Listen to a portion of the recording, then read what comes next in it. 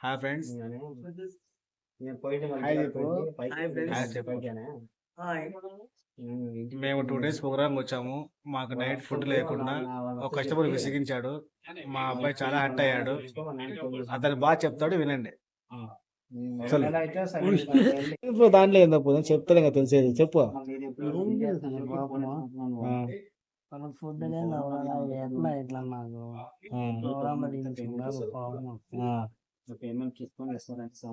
Owner ఒప్పుకున్నాడన్నా food ఏం చేసుకుంటున్నాడా ఏం చేస్తున్నాడు వాడన్నా ఫుడ్ ఎట్లా ఉంది తిన్నాడు లేదన్నా వాడన్నా ఫోన్ చేశాడు రూమ్ గమనించిన ఇలా నాకు లోపల ఏమి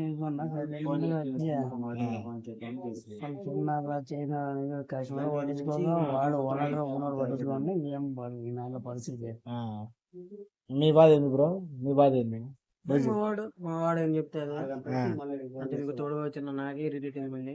రెగ్యులర్ గా యాక్టివిటీస్ మీరు చేసే వాళ్ళకి ఎలా ఉంటుందో అండర్స్టాండ్. వన్ డే విజిట్ ఇచ్చి ఏదో చూసి వచ్చిందని నాకే ఎలా అనిపించింది. రెగ్యులర్ గా మీరు ఫోటోస్ వెళ్తుండే వీడియో కానీ ఏదైనా కానీ ఓనర్స్ అలా ఉన్నప్పుడు మన బిహేవియర్ కూడా అలాగే ఉండాలి. మనం ఎంత తగ్గాలనుకున్నా కానీ ఓనర్స్ అలా ఉంటే మనం